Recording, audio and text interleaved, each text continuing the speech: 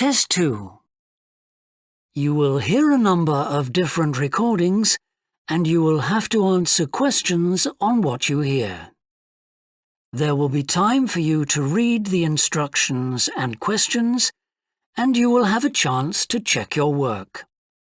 All the recordings will be played once only. The test is in 4 sections. At the end of the test, you will be given 10 minutes to transfer your answers to an answer sheet. Now turn to Section 1. Section 1. You will hear a man interviewing a woman in the street about her use of transport. First, you have some time to look at questions 1 to 5.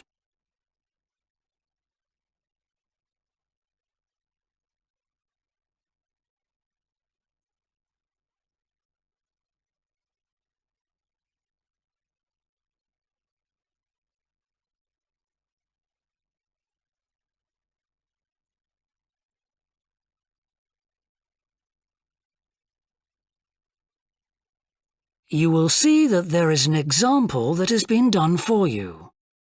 On this occasion only, the conversation relating to this will be played first. Excuse me? Yes? I wonder if you could spare a few minutes to do a survey on transport. It won't take long. No, that's fine. Oh, lovely. The survey is on behalf of the local council. They'd like to know about what transport you use and any suggestions for improvement. Can I start by asking you how you travelled to town today? Sure, I came on the bus. The woman travelled to town by bus, so bus has been written in the space.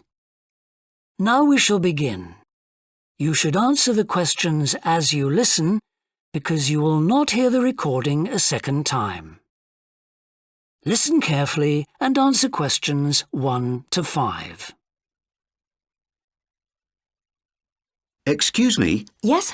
I wonder if you could spare a few minutes to do a survey on transport. It won't take long. No, that's fine. Oh, lovely. The survey is on behalf of the local council.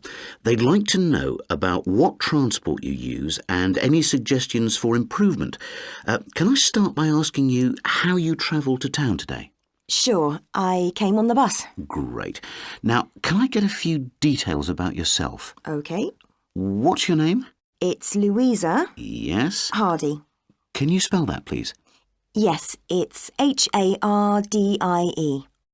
Great, thanks. And can I have your address? It's 19 Whitestone Road. Oh, right, I know that area. It's Bradfield, isn't it? That's right. Is the postcode GT7? It's actually GT8 2LC. Great. And could I ask what your job is? Are you a student? I've actually just finished my training. I'm a hairdresser. Oh, right. And one more question in this section. What is the reason for you coming into town today? Actually, it's not for shopping today, which would be my normal reason, but to see the dentist. Right. Thanks.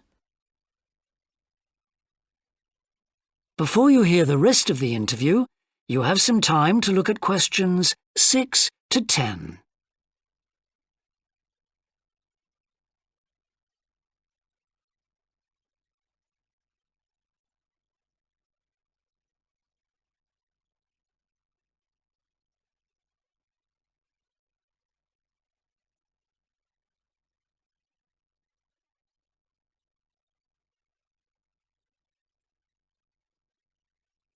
Now listen and answer questions 6 to 10.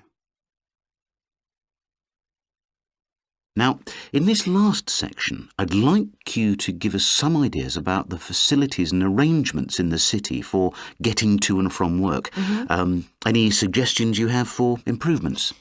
Well, something I've thought about for some time is that when I do walk and I'm doing a later shift, I think the lighting should be better. Yes, good point. And of course, I think it's a real shame they've been cutting down on the number of footpaths. They should have more of those. Then people would walk more. Yes, right. And I don't think there are enough trains. That's why I don't use them. You have to wait so long. Thanks. And finally, I'd like to ask your opinion on cycling. As you may know, there's a drive in the city to get more people to cycle to work. Right. But we realise that there are things which the council, but also employers, might do to help encourage workers to cycle to work. Yeah. Well, I have thought about it, and where I work, there are no safe places to leave your bikes. OK. And also, I'd have to cycle uphill, and on a hot day, I'd arrive at work pretty sweaty, so I think I'd need a shower somewhere at work. Right. And I suppose the last thing is that I wouldn't be all that confident about cycling on such busy roads. I think I'd like to see you offering training for that. You know, I'd feel a lot better about starting if that was the case. Well, that's very helpful. Thank you very much for your time. No problem. Bye. That is the end of section 1. You now have half a minute to check your answers.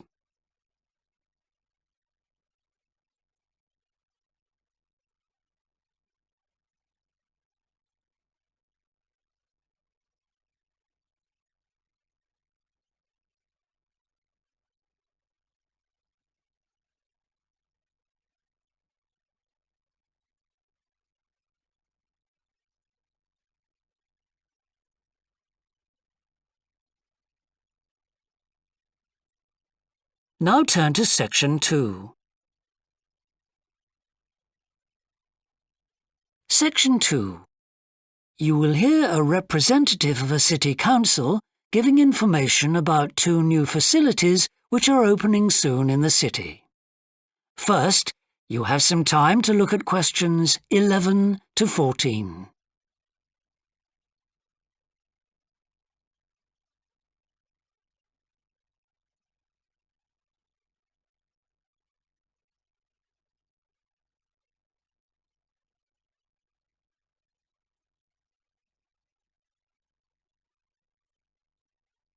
Now listen carefully and answer questions 11 to 14. Good morning.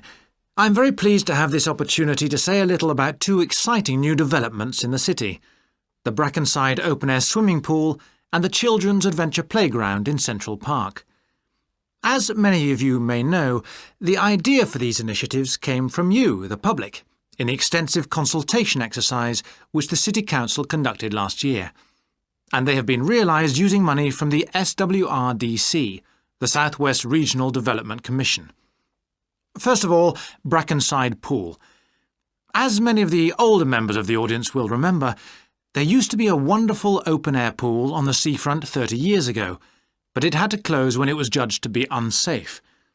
For the design of this new heated pool, we were very happy to secure the talents of internationally renowned architect Ellen Wendon, who has managed to combine a charming 1930s design, which fits in so well with many of the other buildings in the area, with up-to-the-minute features such as a recycling system, the only one of its kind in the world, which enables seawater to be used in the pool.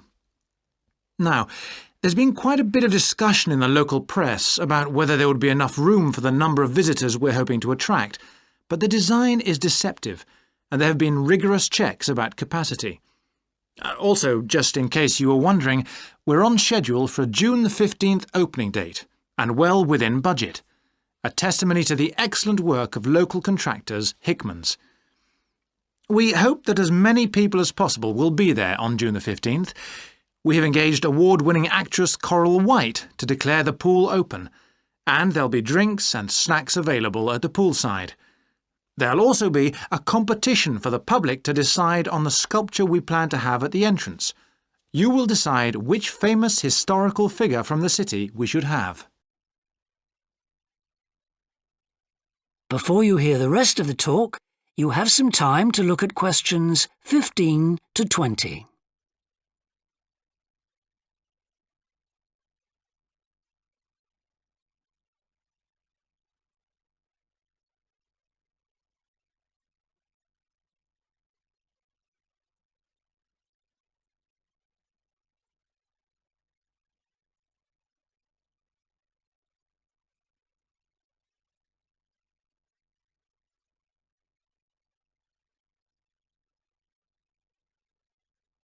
Now listen and answer questions 15 to 20. And now, moving on to the Central Park Playground, which we're pleased to announce has just won the Douglas Award for Safety. The news came through only last week. The unique design is based on the concept of the global village, with the playground being divided into 6 areas showing different parts of the world, each with a representative feature.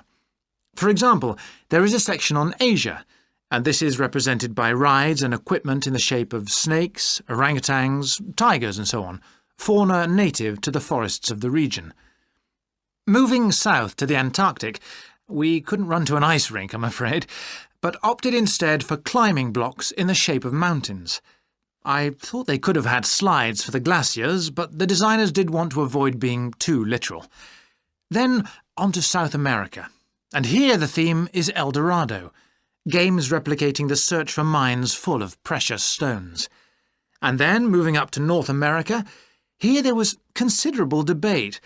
I know the contribution of cinema and jazz was considered, but the designers finally opted for rockets and the International Space Station.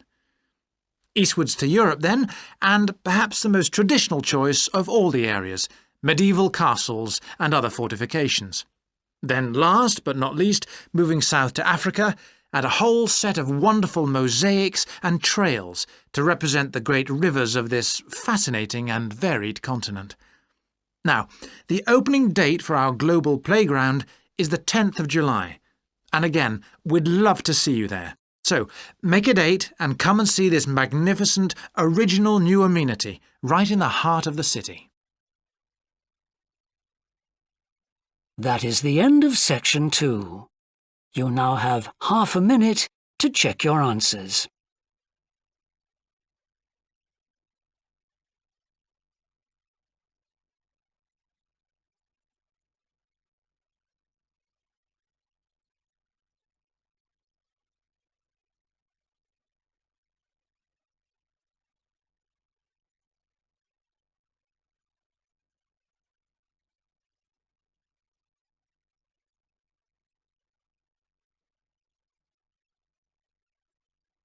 Now turn to Section 3. Section 3. You will hear 2 anthropology students called Victor and Olivia discussing their joint presentation about a Norwegian explorer called Thor Heyerdahl. First, you have some time to look at questions 21 to 24.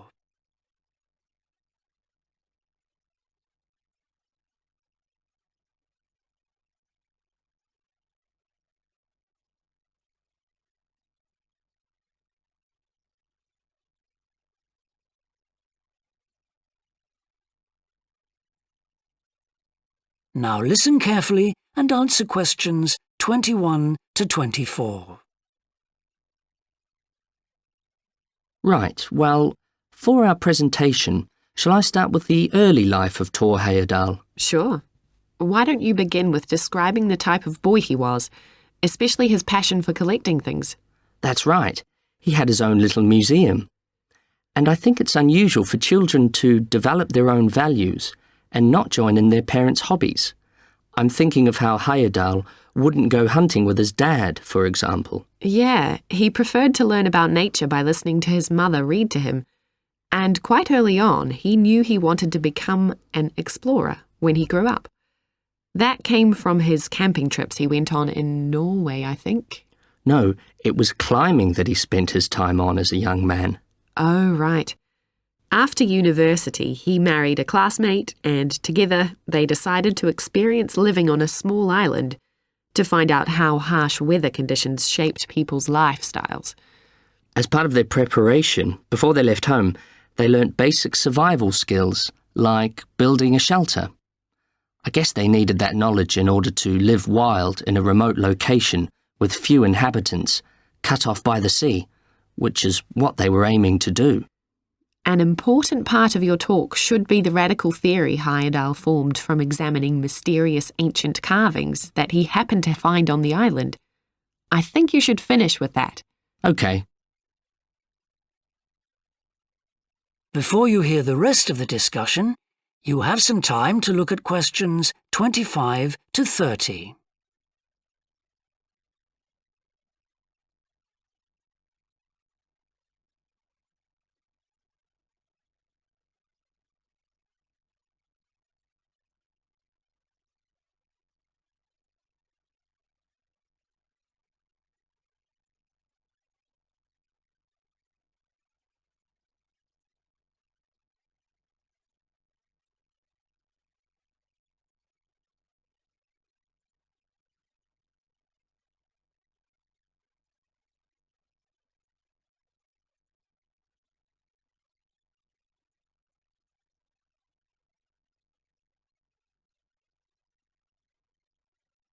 Now listen and answer questions 25 to 30. All right, Victor, so after your part, I'll talk about Thor Heyerdahl's adult life, continuing from the theory he had about Polynesian migration. Up until that time, of course, academics had believed that humans first migrated to the islands in Polynesia from Asia in the west. Yes, they thought that travel from the east was impossible because of the huge empty stretch of ocean that lies between the islands and the nearest inhabited land. Yes, but Heyerdahl spent ages studying the cloud movements, ocean currents, and wind patterns to find if it was actually possible. And another argument was that there was no tradition of large shipbuilding in the communities lying to the east of Polynesia. But Heyerdahl knew they made lots of coastal voyages in locally built canoes. Yes, or sailing on rafts, as was shown by the long voyage that Heyerdahl did next. It was an incredibly risky journey to undertake. Sometimes I wonder if he did that trip for private reasons, you know, to show others that he could have spectacular adventures. What do you think, Olivia? Well, I think it was more a matter of simply trying out his idea, to see if migration from the east was possible. Yes, that's probably it. And the poor guy suffered a bit at that time because the war forced him to stop his work for some years. Yes. When he got started again and planned his epic voyage, do you think it was important to him that he achieve it before anyone else did? I haven't read anywhere that that was his motivation. The most important factor seems to have been that he used only ancient techniques and local materials to build his raft. Yes. I wonder how fast it went. Well, it took them 97 days from South America to the Pacific Islands. And after that, Heyerdahl went to Easter Island, didn't he? We should mention the purpose of that trip. I think he sailed there in a boat made out of reeds. No, that was later on in Egypt, Olivia. Oh, yes, that's right. But what he wanted to do was talk to the local people about their old stone carvings and then make one himself to learn more about the process. I see. Well, what a great life. Even though many of his theories have been disproven, he certainly left a lasting impression on many disciplines, didn't he? To my mind, he was the first person to establish what modern academics call practical archaeology. I mean that they try to recreate something from the past today, like he did with his raft trip. It's unfortunate that his ideas about where Polynesians originated from have been completely discredited. Yes. Right, well, I'll prepare a PowerPoint slide at the end that acknowledges our sources. I mainly used The Life and Work of Thor Heyerdahl by William Oliver. I thought the research methods he used were very sound, although I must say I found the overall tone somewhat old-fashioned. I think they need to do a new, revised edition. Yeah, I agree. What about the subject matter? I found it really challenging. Well, it's a complex issue. I thought the book had lots of good points. What did you think of the illustration? That is the end of section 3. You now have half a minute to check your answers.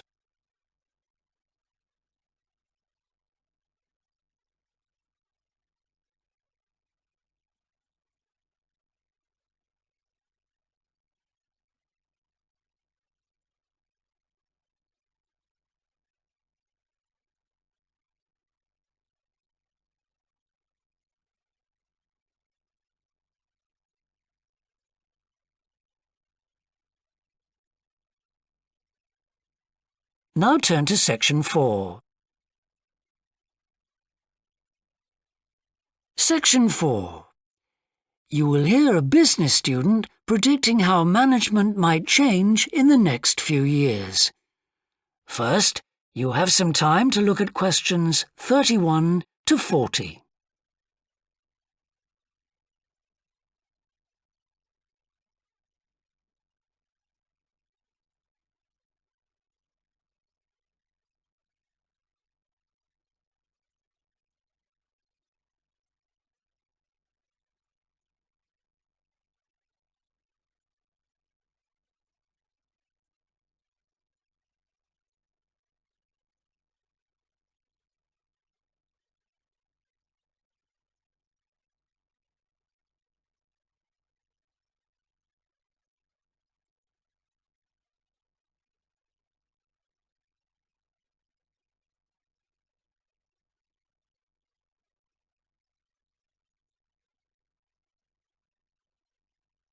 Now listen carefully and answer questions 31 to 40. Well, I've been talking to managers in a number of businesses and reading surveys about the future of management. And what I'm going to present in this seminar is a few ideas about how the activity is likely to change in the next 10 years. It isn't a scientific statistical analysis, just some ideas for us to discuss. One area I want to mention is business markets, and I'm sure a really significant development will be a major increase in competition, with companies from all around the world trying to sell similar products. Consumers will have much more choice. For instance, food products sold in Australia might be manufactured in the USA, China, Finland, and dozens of other countries. At the same time, mergers and takeovers mean that governments are actually losing power to major global corporations. We can probably all think of companies that exert a great deal of influence, which may be good for consumers. A third point I want to make about markets is that in the rapidly expanding economies, such as India, China, Brazil, and Russia, demand is growing very fast. This is putting pressure on resources all over the world. I think businesses are becoming more open to external influences. In particular, companies are consulting customers more and more before making their business decisions.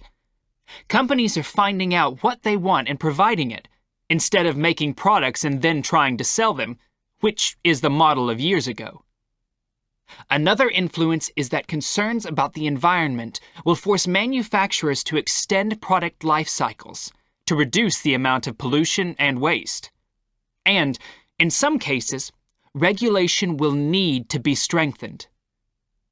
Many societies are much more fluid and democratic, and the structure of companies is changing to reflect that. I think we're going to see a greater emphasis within companies on teams created with a specific project in mind. And when they're completed, the teams will be disbanded and new ones formed. More and more people see work as simply one part of their lifestyle, and not the most important one. And as the workforce is shrinking in some countries, businesses are having to compete for staff instead of being able to choose among a lot of applicants.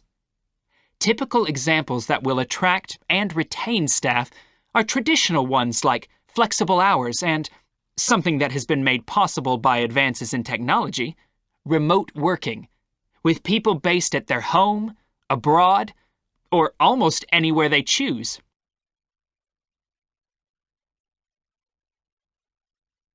Management styles will almost certainly continue to change. Senior managers will require a lot more than the efficiency that they've always needed. Above all, they'll need great skills in leadership so that their organization can initiate and respond to change in a fast-moving world where they face lots of competing requirements and potential conflicts. In most of the world, the senior managers of large businesses are mainly men in their 50s and 60s. The predominant style of management will almost certainly become more consultative and collaborative, caused, above all, by more women moving into senior management positions. Many of the changes are influenced by developments in the wider economy. The traditional emphasis of business was manufacturing, and of course the service sector is very important. But we shouldn't overlook the growing financial contribution of IP, that is, intellectual property. Some books and films generate enormous sums from the sale of related DVDs, music, games, clothes, and so on. Another point I'd like to make is that although I've been talking about companies, one trend that they have to face is the move away from people working for the same employer for years. Instead, more and more people are becoming self-employed to gain the freedom and control over their lives that they're unlikely to get from being employed. Okay, well, that's all I want to say, so let's open it up for discussion. That is the end of section 4. You now have half a minute to check your answers.